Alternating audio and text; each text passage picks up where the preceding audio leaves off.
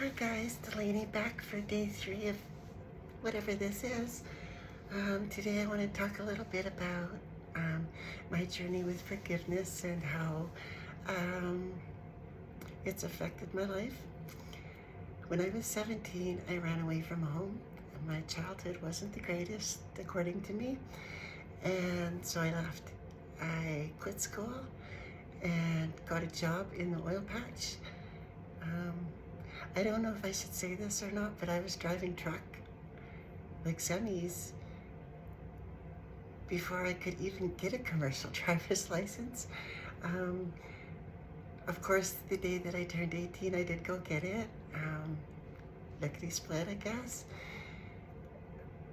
Anyway, that's kind of a sidetrack already. I spent a lot of years being very angry with my father. Um,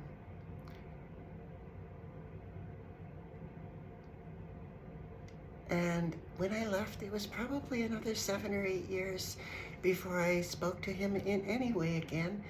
Um, it was at a funeral or a wedding, and it was just pleasantries, trying to get through the moment. There was a lot of anxiety in it. Actually, now that I'm speaking about it, I can actually still feel that anxiety. Um, anyway, it took over 20 years for me to find the forgiveness that I needed to talk with him again. It was at his 65th birthday party. The family did a thing, and I'm not sure exactly why I went even. I was very sick, um, Crohn's disease. Spent most of the time there just laying in the grass trying to breathe, but I did have a conversation with him, and I'm glad I did, because it showed me that people are able to change. What I seen at him at 65 was completely different from what I seen growing up as a child. And even after I left, you keep track of people. Um, but he calmed down a little bit. He wasn't so ready to beat everything up, I guess. But forgiveness for me came at a low spot in my life, and it came to me as an all-encompassing kind of understanding. Um, it led to forgiveness for my father, but it was forgiveness for everything. It was the realization that I wasn't perfect, that I never could be, and that I should have never tried. But that's kind of life, right? I guess we do some stuff and then we don't do it anymore when we realize what we're doing. But I realized in that moment that I wasn't perfect, and so how could I expect anybody else to be? From my father, a lot of that forgiveness came with the idea that raising a child as a parent is a brand new experience. Nobody knows how to do it when they first get into it. Nobody knows how to do it when they're at the 10-year mark or the 20-year mark. It's something that, unless you were raised by a parent that was ahead of their time back then,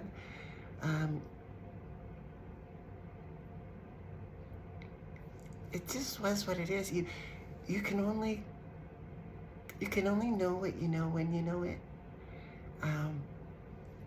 There's another way to say that, and I'm drawing a blank right now on how to say it, but it's something about only time can teach, what only time can teach. And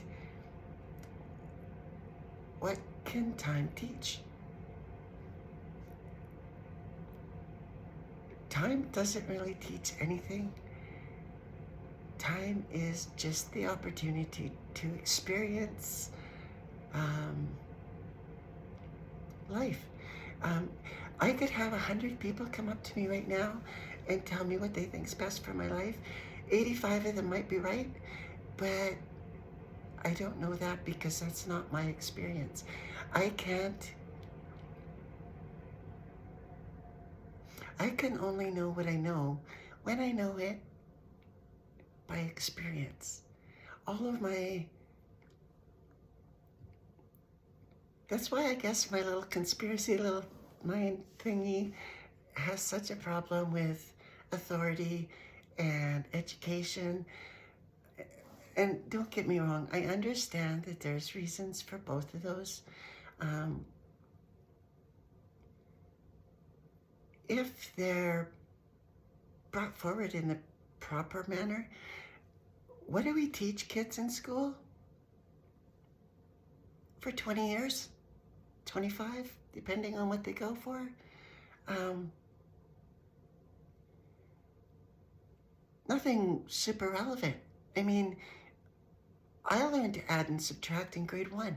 I could spell in grade 1. I was proficient at spelling in grade 2. And math, other than algebra, never had a problem with it. Could divide, multiply in my head. I can add and subtract faster than calculators. I can spell really long words. And if I don't know the word, I can most of the time sound it out in my head and then use rules and stuff to break it down and get it right most of the time. In English, that's a thing. That's pretty good. Other than that, what is there? There's science, and there's a little bit to be said for science, learning procedures and being able to be consistent and have repeatable things. That's important. That's important for your mind to understand that concept, right? That a little bit of something in the wrong order can make things go drastically wrong. You can also have pleasant mistakes. I'm just babbling here now.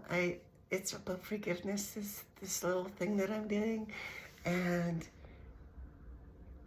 I guess getting back to that, the thing about forgiveness is it's not a situational thing for me.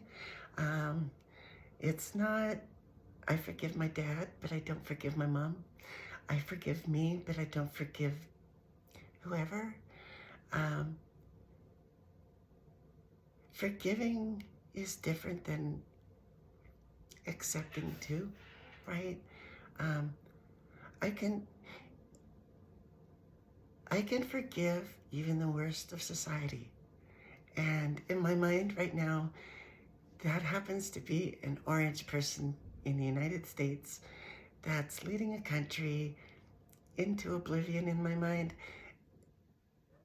I can forgive him. I cannot accept him. I will never condone any of the stuff that he does, but I can forgive him because I believe that had he had a different past, his present would be different, and therefore his decisions and beliefs and actions would be different. I'm not a religious person, and I hope you don't hold this against me, but there's a spot in the Bible where somebody says, forgive them, for they know not what they do. That is truth. We don't have to accept, condone, or participate in anything that we don't believe is right. But again, another biblical reference,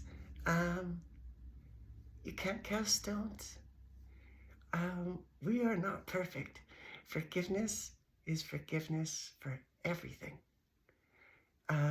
My past, my future, my mistakes right now, that's all forgivable easily.